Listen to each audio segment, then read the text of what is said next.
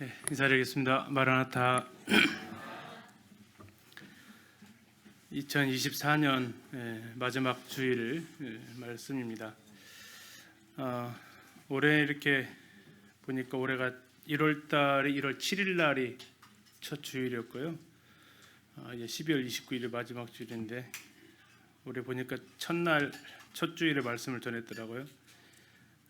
마무리도 하게 되는 영광을 얻었습니다. 오늘 이제 주제는 이제 처음 행위를 가져라 10번째 시간 서로 사랑하라라는 그 말씀이 되겠습니다. 벌써 좀 앞에 현수막이 바뀌었습니다. 현수막이 앞서가고 있어요. 지난 2년을 잠시 좀 돌아봅니다. 2023년은 우리가 처음 사랑을 회복하라라는 주제를 가지고 예배의 회복, 교제의 회복, 이웃사랑의 회복을 같이 이렇게 살펴보았습니다.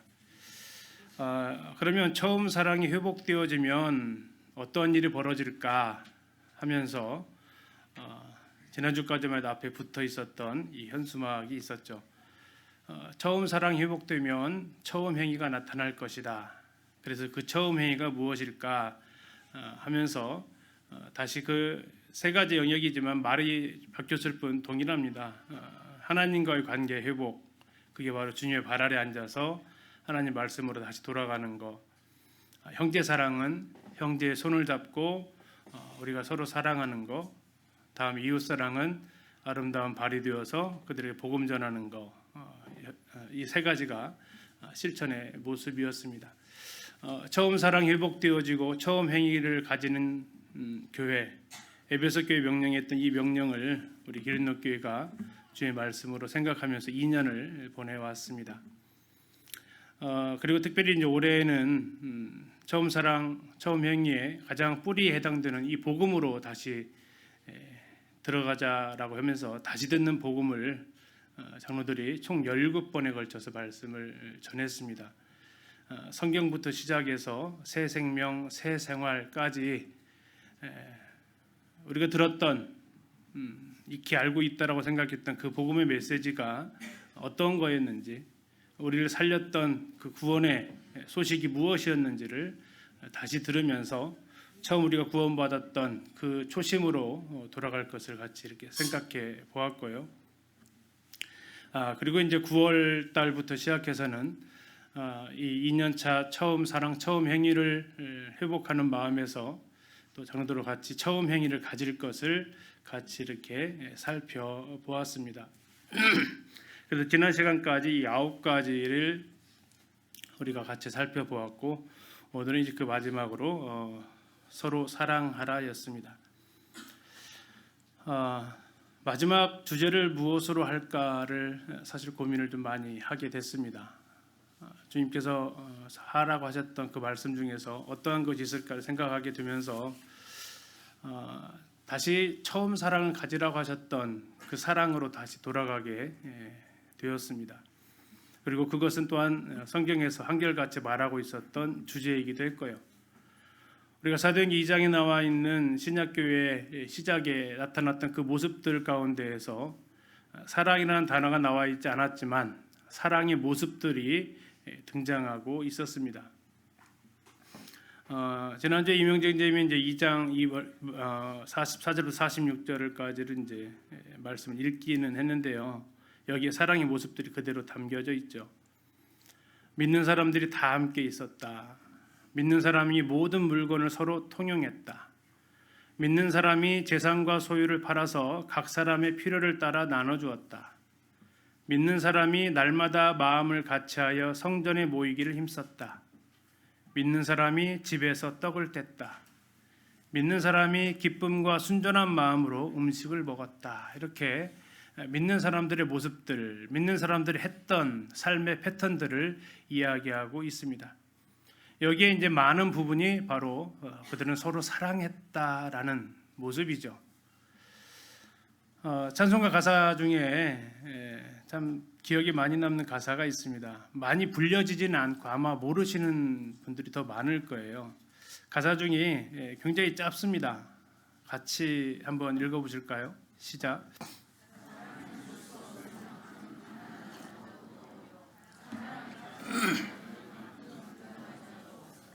어떻게 아멘이 되십니까? 나는 아무것도 줄 수 없다, 사랑 줄 수 없어, 그런 분 계십니까? 아무도 없습니다. 왜요? 사랑은 돈으로 하는 것이 아니니까. 그렇죠. 사랑을 받지 않아도 될 만큼 부유한 자도 없습니다. 나는 사랑 안 해줘도 돼, 혹시 그런 분 계십니까? 역시 아무도 없습니다. 우리는 다 사랑에 목말라 있죠. 어느 조사에서 나온 글을 하나 옮겨왔습니다. 사람들은 외롭다. 한 조사에 따르면 남성의 90%가 진정한 친구가 없어서 아쉽다고 응답했다. 하지만 정작 그런 속마음을 이야기하는 사람은 찾아보기 어렵다. 사람들은 자신이 외롭다는 사실을 인정하지 않는다. 외롭다는 것은 곧 자신이 실패자와 같다는 뜻으로 받아들이기 때문이다. 외로움은 현대 사회의 문둥병이다. 사람은 누구나 외로움이라는 깊은 상처를 안고 있다. 우리는 SNS, 동호회, 과도한 활동, 텔레비전 시청 등 온갖 방법을 동원해 이 무서운 외로움에서 벗어나려고 버둥거린다. 외로움만큼 아픈 고통은 없기 때문이다. 감옥 중에서도 가장 무서운 감옥이 무슨 감옥이라고 그래요? 독방이라고 그러죠. 독방. 하루 종일 아무도 없는 그곳에서 자기 혼자만 보내야 되는, 그것은 정말 처절할 만큼 힘든 시간이라고 합니다. 왜요? 바로 그게 외로움이라는 고통 때문에 그렇죠. 나 혼자 남아있구나 하는 그 외로움의 고통. 그러나 오늘날 살아가는 여기 계신 우리 형제님들 앞에서 찬양 같이 하시는데 얼마나 보기 아름답습니까? 근데 혼자서 나와서 특성을 하면요, 첫째 안 나오고요, 그렇죠? 나와서 할 마음이 거의 없고, 특별히 은사 있지 않는 한 독창으로 이렇게 하기 어렵죠. 또 이 형제님들의 특성 중에 하나는 자기 속내를 잘 안 내비친다라는 거죠. 외로운데도 외롭다라는 말을 못하는 거죠. 뭐 홍길동도 아니면서 아버지를 아버지라고 부른다는 그 홍길동도 아니면서 나 외로운데 외롭다라는 말을 차마 내어뱉지 못하는, 그게 오늘날 살아가는 많은 아버지들의 모습이라고도 합니다. 근데 이건 남자들만의 모습은 아니죠. 여기 조사에서 남성을 조사해서 그렇지 여성들도 아마 많이 이 숫자가 떨어지지는 않을 겁니다. 대신 그럴 경우에 여성들은 다른 사람을 찾아가서 자기 속내를 털어놓는 방법은 좀 다르긴 한 것 같습니다. 그러나 어쨌든 사람들은 외롭다라는 거죠. 옆에 한번 물어보실래요? 혹시 외로우세요?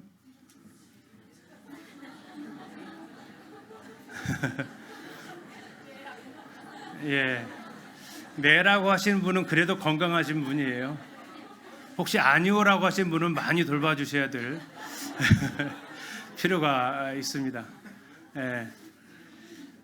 속내까지도 참 못 내비치는 모습일 수도 있으니까요. 모습이다는 아닙니다. 모습일 수도 있으니까 그렇습니다. 그래서 우리는 사람 인자가 서로 기대고 있다라고 이렇게 이야기를 하죠. 한자에서도 사람은 혼자 살 수 없는 사회적 존재다. 사회적 동물이라고 하는데 그 말을 쓰기는 싫고 사회적 존재다라고 이야기를 합니다. 홀로 살 수 없습니다. 주님도 그것을 아셨고 하나님이 지으신 모든 것이 보기에 좋으셨는데 좋지 못하다고 하셨던 것이 딱 하나 있었습니다. 뭡니까? 사람의 독처하는 것이 좋지 못하다 하셨습니다. 혼자 있는 건 참 좋지 못합니다. 물론 필요에 의해서 혼자 있을 시간이 필요합니다. 고린도서 7장에서도 기도할 틈을 얻기 위해서 혼자 있는 시간이 필요합니다. 말씀을 묵상하기 위해서 혼자 있는 시간이 필요합니다. 생각을 정리하기 위해서는 스스로 광야로 찾아나가는 이런 시간들이 필요합니다. 근데 문제는 거기서 돌아오지 않으면 그건 참 위험하다라는 거죠. 사람들은 외롭습니다. 그래서 그 외로움에서 벗어날 여러 방법을 찾고 있어요. 사람들은 어떻게 외로움에서 벗어날까 방법을 찾던 중에 이 사람입니다. 호주 사람이에요. 후안맨이라는 사람입니다. 개인적으로 그가 힘든 시기를 겪고 있던 어느 날 밤에 그는 파티에 가게 됩니다.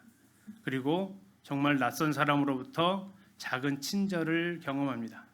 그 친절은 그에게 다가와서 안아주는 것이었습니다. 그는 그때의 기분을 마치 내가 왕이 된 듯한 기분이었고, 지금까지 있었던 가장 좋은 일로 그에게 기억에 남게 되고, 이 기억을 다른 사람에게도 전해주고 싶어서 그는 저 편만을 들고 거리로 나갑니다. 거리로 나갈 자신은 없어서 자신의 고향을 찾아갑니다. 고향에 가서 저걸 들고 서 있는 거죠. 그런데 아쉽게도 어릴 때 떠나온 고향이었던지 그를 아는 사람이 별로 없었던 거예요. 저거 프리허그라고 안아드릴게요라는 얘기거든요. 혼자서 15분간 서 있어야만 했습니다. 아무도 호응해 주지 않아서. 그런 그가 안쓰러워 보이는지 누군가 찾아와서 분명히 안아드릴게 했는데 자기가 안음을 당한 거죠. 내가 그래, 아무도 없냐? 내가 너 안아줄게 하고 안아주었던 거죠. 이렇게 해서 시작되었던 운동이 우리나라에는 2006년도에 상경을 합니다. 혹시 기억나시는가 모르겠습니다. 2006년도에도 우리나라에도 저러한 프리허그 운동이 일어나게 됩니다. 그 여자분이 들고 있는 그 말이 재밌어요. 보이세요? 나를 버리지 마세요. 그래도 사랑해요. 그리고 이제 사회에서도 계속해서 이런 캠페인 책이 나오죠.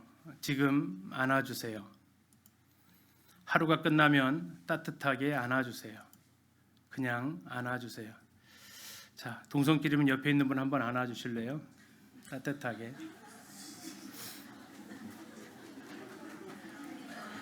어색하신가요? 네. 예, 그 아이들과 그 영상을 보다가 참 마음이 따뜻해지는 영상이 있어서 아까 이걸 가지고 자꾸 음향 테스트를 한다고 해도 제가 돌리고 했는데요. 다 알면 재미가 없어서 영상 잠시 한번 보시겠습니다. So this life has given everyone a present, 전학생이었네요. beautiful, shiny and new. Everyone but you. Golden ribbons, diamonds line everyone's path that leads to wide open doors. Everyone's but yours. 어때요? Wide open doors. 밀어주기가 Hold on, keep 친절을 베풀어 봅니다. even when the road seems very long.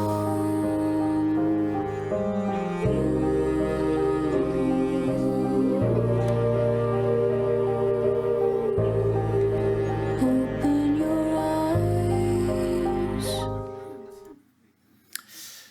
네, 왕따를 시키는 줄 알았더니 다행히 선물을 준비했어요. 자, 문제입니다. 저 선물 박스에는 뭐가 들어 있었을까요?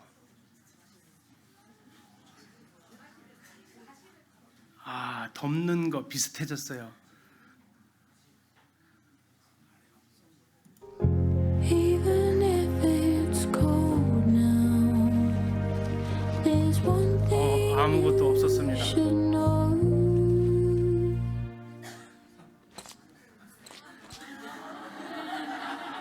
Rain will turn into snow.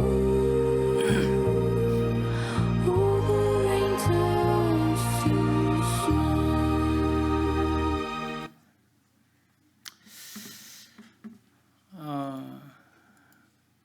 어떤 느낌이 드십니까? 아이들하고 이렇게 보는데요, 참 찡해 오더라고요. 북미산 고슴도치의 몸에는 약 3만 개의 가시가 있다고 합니다. 그래서 고슴도치는 친구가 없습니다. 다가가려고 하면 피합니다. 그러면서 이 동물학자는 궁금한 것이 생겼습니다.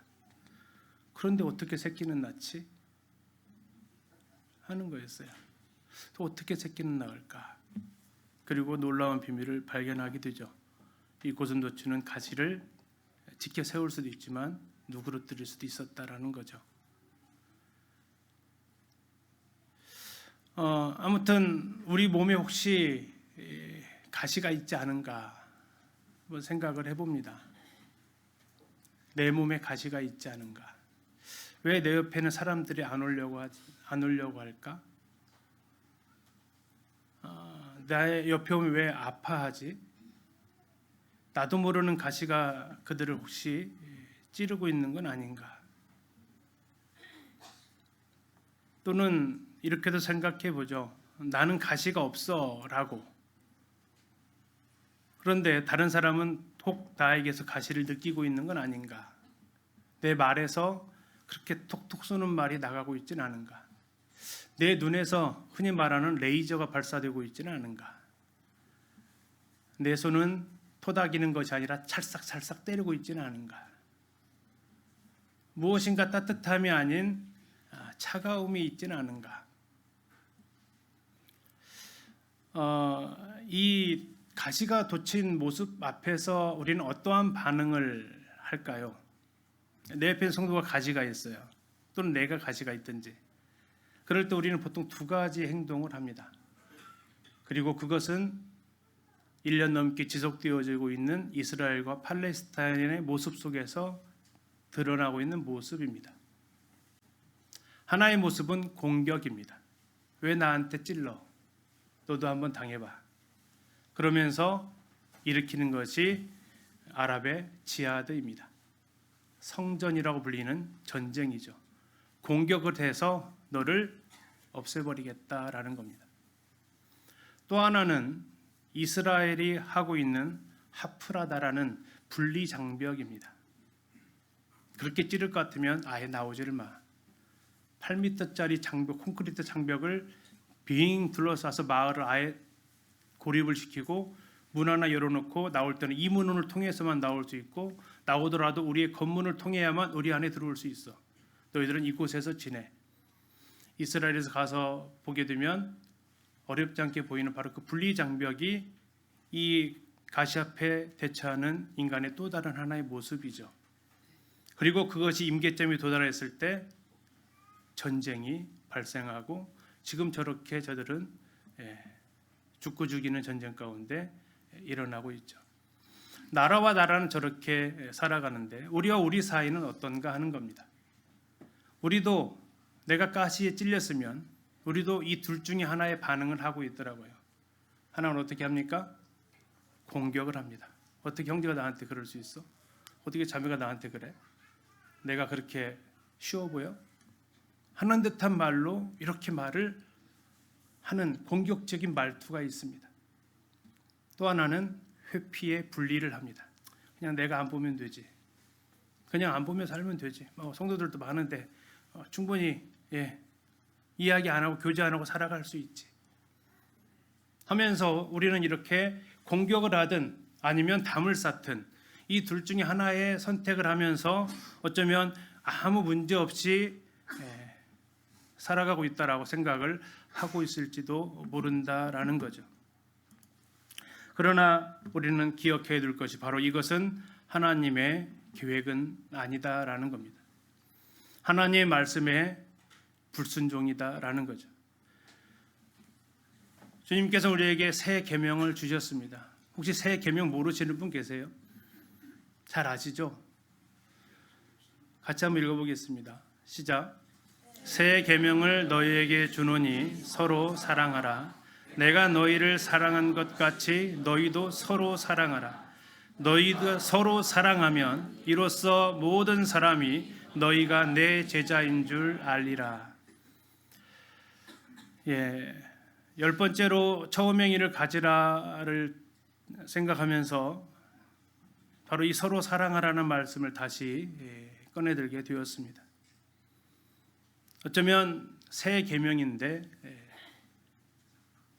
우리가 너무나도 잊고 지내는 잘 알기에 마치 공기의 소중함을 알지만 공기에 있는 것을 모르고 살아가듯 사랑의 소중함을 알지만 사랑을 우리는 때로 나와 다르다라는 이유로 나에게 피해를 주었다는 이유로 나를 힘들게 했다는 이유로 지하디에 공격을 하거나 또는 분리장벽을 쌓는 그러한 모습으로 하고 있으면서 나는 그래도 사랑해. 어떻게 사랑해요? 나를 사랑하는 사람만.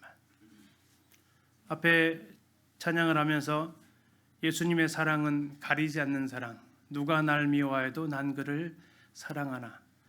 아마 이 찬송이 우리 청년들에게는 새 찬송 같아요. 잘 모르죠? 그렇죠? 우리 나이 드신 분들은 좀 알죠? 요즘 찬송이 세대를 가르는 것 같기도 좀 하고, 예, 그 예수님의 그 사랑이 지금 말씀하고 있는 나를 좋아하는 사람만 사랑하는 사랑이 아닌 너희들이 지금까지 해왔던 그 사랑이 아니라 내가 너희를 사랑한 것 같이 사랑하는 거야 라고 하신 그 사랑. 어떻게 하면 내가 예수님께서 사랑하신 것 같이 우리가 서로 사랑할 수 있을까? 정리를 한번 해봤습니다. 어떻게 가능할까? 사랑하기 전에 알아야 할 5가지 진리가 있습니다. 같이 한번 읽어보겠습니다. 시작. 우리는 모두 죄인이다. 동의하십니까? 안 하십니까? 죄인이었다라고 해야 됩니까? 아닙니다. 우리는 모두 죄인입니다. 모든 사람이 죄를 범하였으면 하나님 영광이 이르지 못하다라는 이 말씀을 굳이 들이대지 않아도 우리는 여전히 죄성 가운데 가지고 있다라는 겁니다.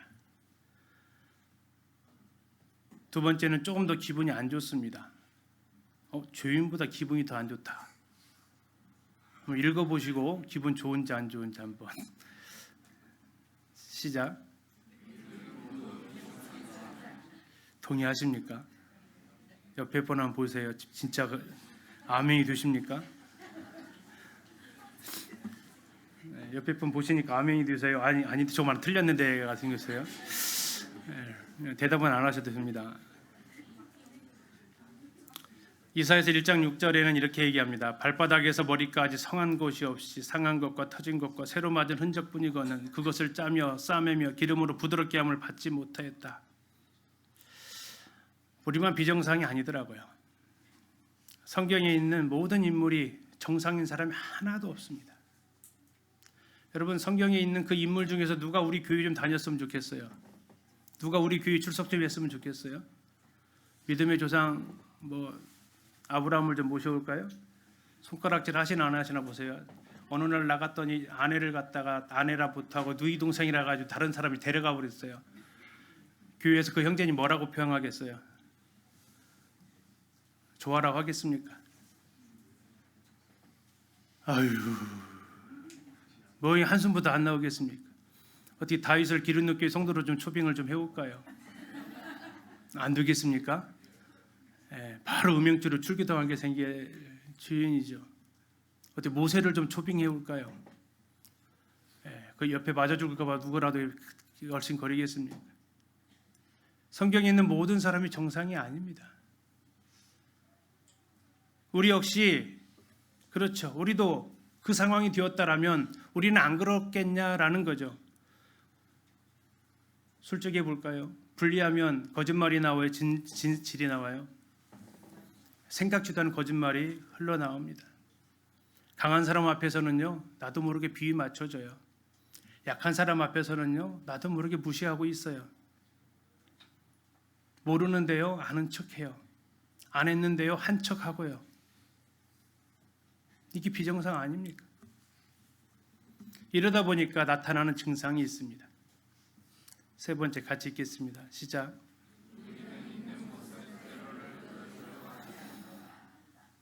아멘이십니까? 우리는 내 모습 그대로를 누가 안다면 어떠시겠습니까? 어떤 분이 이렇게 얘기를 했어요. 본인을 보고 다른 사람이 실망했대요. 그래서 진짜 당신 우리 교회 일은 아니고 당신 진짜 실망이야 했더니 그분이 뭐라고 했게요? 아마 나를 더 잘 알면 그 말도 나한테 과분할거려. 그 정도 알았으니까 실망이지. 나를 더 자세히 알았다면 당신은 더 아마 실망을 넘어서 절망이든지 했을 거란 얘기죠. 우리는 있는 모습 그대로의 나 자신을 보여주고 싶지 않습니다. 심지어 얼굴조차도 그렇습니다. 안 그렇습니까? 얼굴, 그냥 아무 죄 없는 얼굴도 그냥 그 얼굴 가지고는 나오기가 쉽지 않죠. 제가 장염이 걸려서 3, 4일 알았습니다.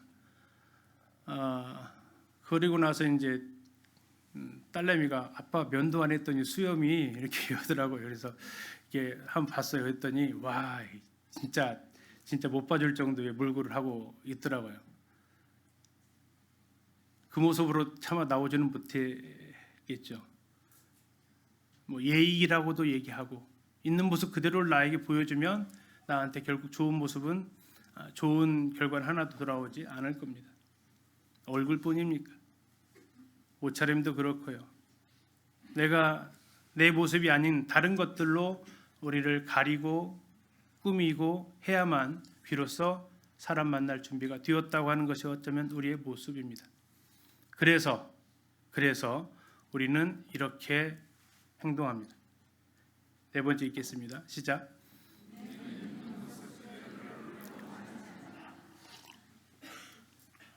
내가 있는 모습 그대로를 보여주려고 하지 않았기 때문에 상대방의 모습도 그대로 그냥 받아들이기는 어렵습니다. 선글라스를 끼면 다 그 색으로 보인다고, 그 사람에 대해서 자꾸 의심하는 생각이 많이 들면 들수록 내가 그렇게 의심받는 모습을 많이 하고 있었다라는 것이라고 해도 크게 다르지는 않을 겁니다.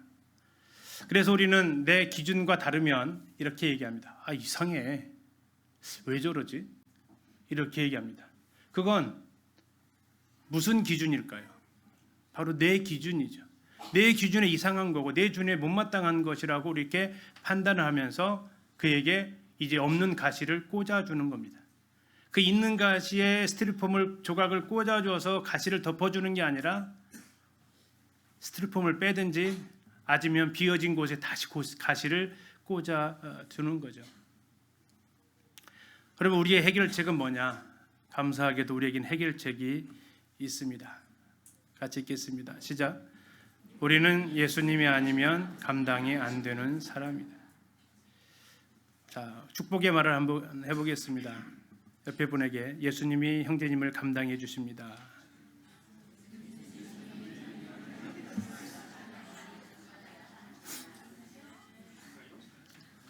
나를 감당해 주는 분이 있다라는 게 얼마나 감사한지요. 그러면서 예수님이 말씀하세요. 그래, 내가 너 감당해 줬지. 내가 너 감당해 준 것처럼 너도 좀 감당해 줘. 그게 사랑하는 거야. 내가 너희를 사랑한 것 같이 어떻게 하라고요? 너희도 서로 사랑해라. 내가 너 감당해 줬잖아. 내가 너 받아줬잖아. 내가 너 참아줬잖아. 그거 안다면 너도 그렇게 하는 거야. 어떻게? 내가 한 것 같이. 왜 주님이 나를 사랑했느냐? 예수님 아니면 나를 사랑해 줄 수 있는 대상이 없으니까. 로마서 5장에 나와 있는 대로 우리가 연약할 때에 5장 8절에서 우리가 죄인 되었을 때에, 로마서 5장 10절에서 우리가 원수 되었을 때에 하나님은 우리를 향하신 하나님의 사랑을 보여주셨다라는 겁니다. 이것이 너무나 맞지 않는 거예요. 우리가 하는 사랑하고는. 우리는 언제 사랑하냐면 강할 때에, 의로운 행동을 했을 때에, 나를 사랑스럽게 했을 때에 사랑하지, 연약하고 죄인되고 원수된 모습은 도저히 받아들일 수 없는, 너는 가시 하나로 부족해, 내가 가시 더 꽂아줄 거야, 너는 사람들이 이 모습 제대로 보게 해주면서 나아가게 되는, 주님은 그것이 아니라 내 제자는, 적어도 내 제자로 불리는 모든 사람들은 내가 사랑하는 것처럼 서로 사랑하는 사이가 되기를 바란다는 주님의 그 마음이 담겨져 있는 거죠. 사람들은 외롭습니다. 어떻게 이 외로움을 이길 수 있느냐? 주님은 우리가 함께 할 때 이길 수 있다라고 하십니다. 예수님 아니면 감당이 안 되는 우리가 어떻게 살아갈 수 있습니까? 바로 예수님을 힘입어서 우리가 서로를 감당을 해주는 거죠. 같이 한번 읽겠습니다. 시작. 한 사람이면 패하겠거니와 두 사람이면 맞설 수 있나니 세 겹줄은 쉽게 끊어지지 아니하느니라. 9절부터 쭉 말씀이 이어지기도 합니다만 여기 세 가지가 나오네요. 한 사람, 두 사람, 세 겹줄. 나는 한 사람입니까? 아니면 두 사람, 아니면 세 겹줄입니까?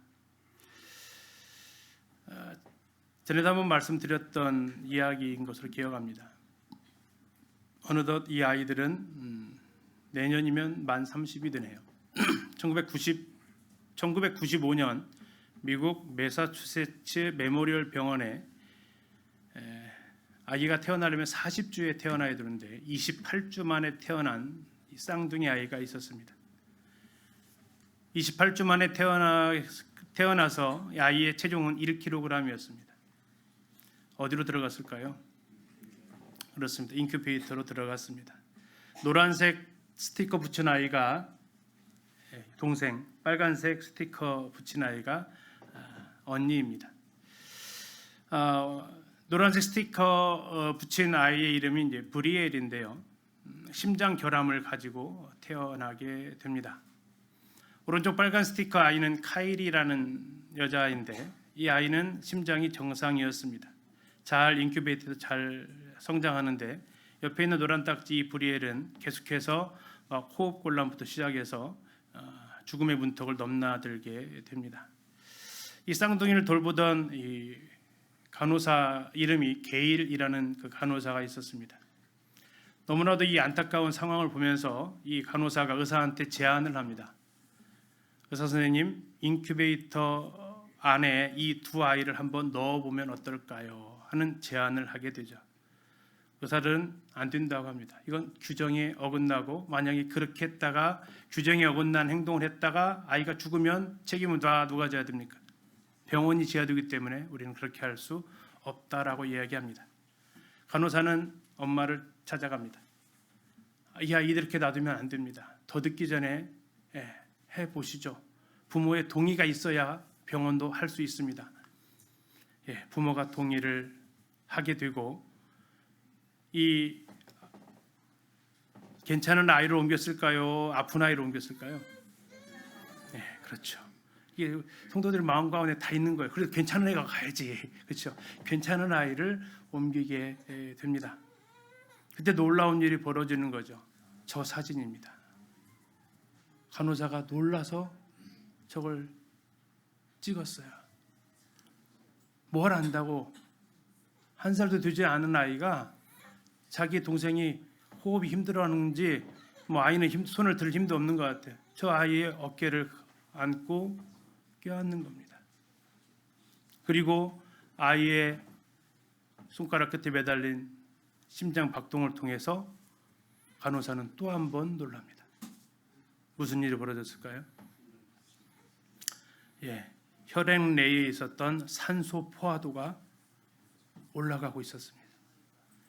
정상 수치로 올라가고 있었고요. 그래서 두 아이는 계속 저렇게 인큐베이터 안에 있게 되고 시간이 지나서 아이들은 태어납니다. 그리고 이렇게 자랐습니다. 오른쪽에 있는 아이가 동생, 빨간색 옷 입은 아이가 언니입니다. 한때 이 아이들이 그 미국 그 방송에서는 그 마당에서 잔디밭에서 뛰어노는 모습까지도 실제로 방송으로 보여줬던 사례이기도 하죠. 한 사람이면 죽었을 것입니다. 그러나 누군가 그 아이에게 팔을 내밀었을 때 기적이 일어났던 거죠. 기린노교회 성도들이 300여 명 됩니다. 군중 속에 고독을 느끼는 분들이 분명히 계실 거예요. 그에게 한 명의 사람만이라도 손길을 내어준다면 산소 포화도가 정상으로 돌아와서 살아나는 기적이 일어날 거라는 거죠. 우리나라에도 비슷한 사례가 있었습니다. 2014년도의 일입니다. 이 아이도 이제 20대 중반. 네. 2014년도에 6학년이었던 사람 누구예요? 2014년도에 나 6학년이었다. 다 잊어먹고 살기로 결정했어요. 자, 2014년도에 13살이니까 지금으로 말하면 23살 정도 됐겠네요. 아, 그래요? 세은자매요? 네. 굳이 부인 안 해도 되는데. 자, 2014년 초등학교 운동장 가을 운동의 날이었습니다. 6학년 2반 아이들 친구들, 운동의 꽃은 달리기죠. 물론 청백계주가 꽃이지만 청백계주 못 나가는 아이들도 뛰어는 봐야 되지 않습니까? 그래서 학급별로 4명, 5명씩 계주를 100m 달리기를 시키죠. 저는 그 경기가 제일 싫었습니다. 왜 꼭 그 경기를 하는지를 모르겠지만 하여튼 5명씩 줄 선다 해도 4명씩 줄 선다 해도 결과는 똑같아가지고 어차피 상은 못 받아서. 근데 저보다 더 안타까웠던 건 아마 저 오른쪽에 있는 아이였지 않았을까 싶습니다. 그리고 저 아이와 짝지은 아이들은 아마 신났겠죠. 최소한 꼴등은 면했다. 아니나 다를까 1학년부터 5학년까지 저 아이는 늘 꼴등이었습니다. 그리고 같은 또래 아이들은 꼴등을 면했다는 안도감을 갖게 되죠. 초등학교 6학년 때 저 친구의 키가 120cm였습니다. 군대 가기 전에 키를 재봤더니 그때가 135cm였대요. 그러니까 더 잘 안 큰 거죠. 연골 무형성증을 앓는 아이였습니다. 아무튼 이 5명의 아이가 출발선에 섰습니다. 그리고 출발 호루라기 올리고 아이들은 열심히 뛰어나갔습니다. 이 아이는 여전히 100m밖에 되지 않는 길이지만 정말 1km 넘는 것처럼 아마 느껴졌을 겁니다. 많은 사람들이 쳐다보는, 그 많은 학부모들이 다 쳐다보는, 6학년이니까 전교생이 다 쳐다보는 그런 시선을 안 보겠지만 그는 온몸으로 느꼈겠죠. 결승선에 내 아이들이 다 도착을 했지만 이 아이는 절반 고사하고 제대로 다 가지도 못했습니다. 근데 갑자기 결승선에 섰던 4명의 아이들이 테이프를 끊지 않는 겁니다. 그리고 그 아이들은 그 자리에서 다 뒤돌아섭니다. 그리고 저 4명의 아이들은 김군을 향해서 나아가게 됩니다.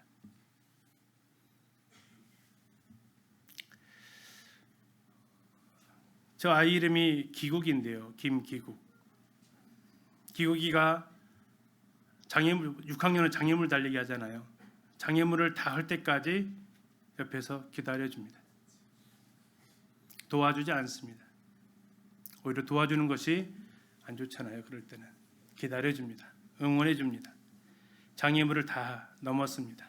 이제 결승선까지 가면 됩니다. 두 번째 이 아이들은 기구에 다가가서 저렇게 손을 잡아줍니다.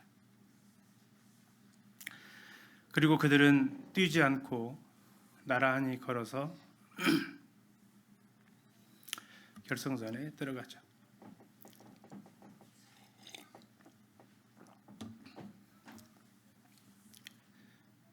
이 사진을 신문 기자가 가서 찍었겠습니까? 거기에 오셨던 분들이 찍었죠. 그리고 이 신문에까지 소문이 나서 방송까지 소문이 나서 알려지게 되었습니다. 아버지가 이 모습을 보았습니다.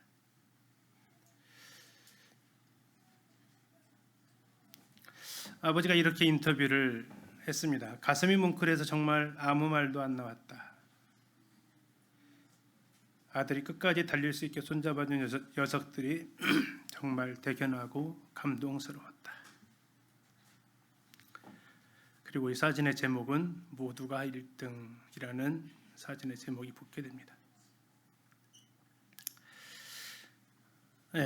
이 소식을 듣고 많은 학교 또 교육청 마을 사람들이 누구를 칭찬했을까요?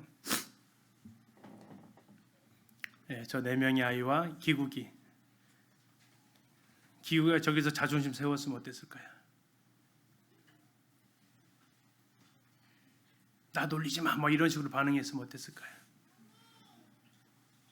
기국이는 친구의 도움을 받을 줄 아는 아이였고, 저 네 명의 아이는 친구에게 도움을 줄 줄 아는 아이였습니다. 도움을 받는 것이 쉬우세요? 생각보다 쉽지 않아요. 나 필요 없어, 그런 도움 필요 없어 하고 자존심 내세우는 경우도 의외로 꽤 있어요. 그래서 주면서도 조심스러울 때도 상당히 있거든요. 이 5명의 아이들이 다 같이 칭찬을 받았습니다. 그리고 아이들이 수학여행을 갔습니다. 반티를 받쳐 입고 이 아이들은 유명 인사가 되었죠. 야구 구단에서는 이 아이들을 초청해서 이렇게 시구도 하도록 배려해 주기도 합니다. 4명의 친구와 기국이가 보여준 서로 사랑하는 저 모습은 보는 이로 하여금 여러 생각을 하게 합니다. 어쩌면 우리보다도 낫다, 어른보다도 훌륭하다 하는 생각을 하게 하는 거죠.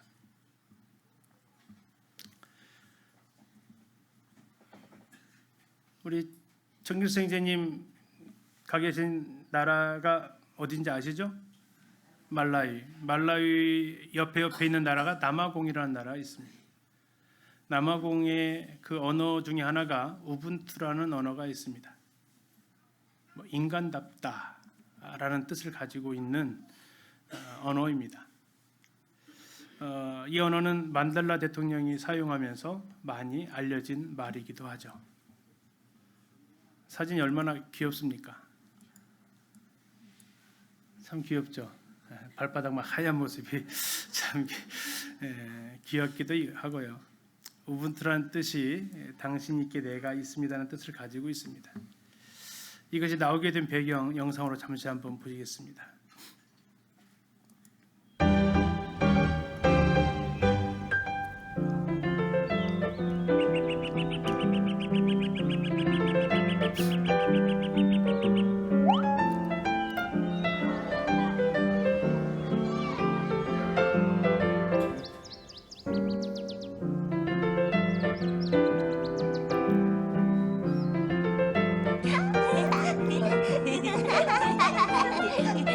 얘들아, 여기로 모여봐. 가보자.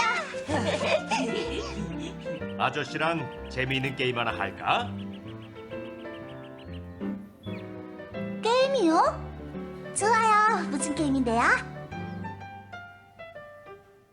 저기 큰 나무가 보이지? 네, 보여요. 저 큰 나무 밑에 바구니 하나가 놓여 있는데 보이니? 네, 보여요. 저 바구니에는 아프리카에서 볼 수 없는 진귀한 과일이 한가득 들어 있단다. 저기 무슨 과일이지? 저 과일들 먹고 싶니? 먹고 싶어요. 그럼 지금부터 게임을 시작할 거야. 게임의 룰은 단 한 가지야. 저 나무까지 가장 빨리 도착한 사람이 바구니에 든 과일을 모두 먹을 수 있단다. 네, 좋아요. 준비되었니?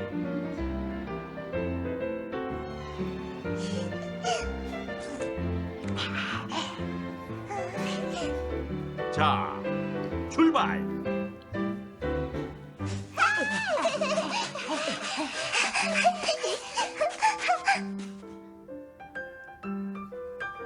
아. 어?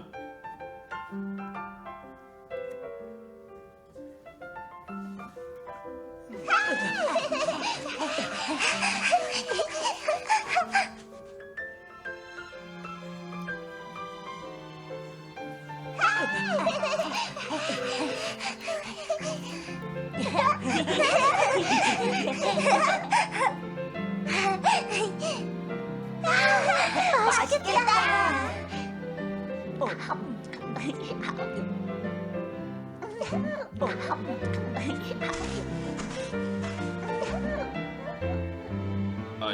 얘들아, 누구든지 1등으로 간 사람은 과일 바구니 전체를 다 가질 수 있는데 왜 손을 잡고 같이 달린 거니?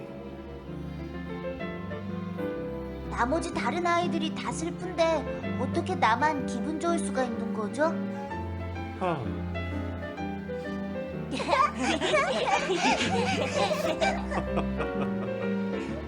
우분투! 우분투란 남아프리카의 반투어에서 유래한 말입니다.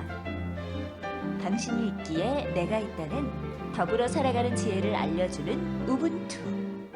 이 아이들은 타인이 있으므로 자신의 존재가 더욱 의미 있음을 알고 있습니다.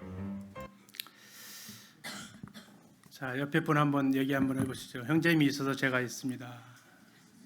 자매님이 있어서 제가 있습니다.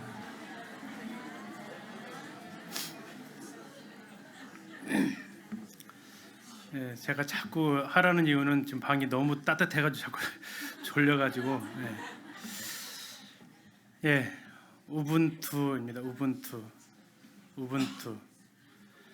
교회에서 우리는 함께 앉아 함께 노래하다가 예배 끝나면 예배당을 나서며 유쾌하게 인사합니다. 우리는 어떤 실제적이고 인격적인 관계를 맺지 않으면서 이 모든 일을 수년간 할 수 있습니다. 우리의 말은 피상적일 때가 많고 교회는 그리스도인이 나홀로 함께 사는 곳이 됩니다. 그것을 깨자라는 것이 우분투죠. 우분투. 네가 힘든데 내가 어떻게 편히 있을 수 있어 하는 말입니다. 앞에 나왔던 전도서 4장 9절부터의 말씀입니다. 세 번역입니다. 혼자보다는 둘이 더 낫다. 두 사람이 함께 일할 때에 더 좋은 결과를 얻을 수 있기 때문이다. 그 가운데 하나가 넘어지면 다른 한 사람이 자기의 동물을 일으켜줄 수 있다. 그러나 혼자 가다가 넘어지면 딱하게도 일으켜줄 사람이 없다. 또 둘이 누우면 따뜻하지만 혼자라면 어찌 따뜻하겠는가. 혼자 싸우면 지지만 둘이 힘을 합하면 적에게 맞설 수 있다. 세 겹줄은 쉽게 끊어지지 않는다. 마무리하겠습니다. 모든 일의 동기도, 과정도, 목적도 사랑이어야 합니다. 너희 모든 일을 사랑으로 행하라라고 바울은 고린도 교회를 향해서 권면하고 있습니다. 13장에서는 사랑을 정의했던 그가 이제 16장에 가서 모든 일을 할 때 그 사랑으로 하라고 말합니다. 그래서 사랑은 동사입니다. 지금 6층에서 준비하시는 자매님들 계시는데요. 자, 애차는 뭐라고요? 사랑입니다. 애차는 사랑입니다. 어제 또 우리 학생들을 위해서, 청년들을 위해서 자매님들 식탁을 베풀어 주셨어요. 혹시 그게 무슨 식탁인지 아세요? 기린노 식탁. 예, 기린노 식탁도 사랑입니다. 우리가 사랑으로 할 수 있는 일은 꽤 많습니다. 신방하는 것도 사랑이고요. 구제도 사랑입니다. 나그네를 접대하는 것, 손 접대하는 것 다 사랑입니다. 예수님 오신다면 접대 안 할 분 계십니까? 우리 집 오시지 말라는 분 계시겠습니까? 지극히 작은 자 하나에게 나에게 한 것이다라고 하신 그 음성을 들을 때 우리도 누군가 오시면, 우리 귀를 찾아오시면 우리 집으로 모시겠다라고 서로 예약이 빗발치는 이러한 모습이 나오면 얼마나 더 아름다울까요? 지원해주고 후원해주는 것 사랑입니다. 둘째 주에 전도는 동역 말씀드리면서 배구팀 그때 한다고 했더니 그 말씀에 반응을 해주셨는지 그날 배구팀은 카드 한 장을 받게 됩니다. 그리고 아름다운 사랑을 먹었습니다.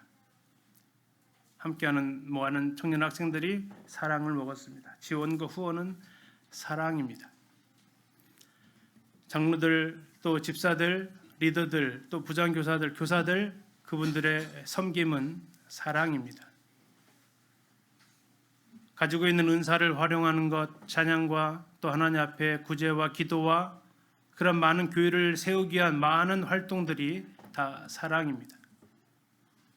교회를 위해서, 성도를 위해서, 영혼들을 위해서 기도하는 그 두 손도 사랑입니다. 새로운 분들 오시면 관심 갖고 찾아가 인사하는 거 사랑입니다. 환하게 웃으면서 인사하는 것도 사랑입니다. 마지막 한 번만 더 해보실까요? 활짝 웃으면서 한번 몇 분 인사 한번 해보세요. 사랑합니다 한번 해보실래요? 웃으시면서, 웃으시면서. 내용물도 중요하지만 포장도 중요합니다. 웃으시면서 시켜야 하는 거 아니고 진짜 하고 싶었는데 이런 마음으로. 전화와 문자는 사랑입니다. 특히 교회 안 나와 우리 소그룹 중에서 누가 안 나왔으면 전화 문자는 그냥 기본이다라고 생각하시면 돼요. 한번 생각해 보세요. 나 아파서 교회 못 나왔는데 아무 성도한테도 연락이 안 와.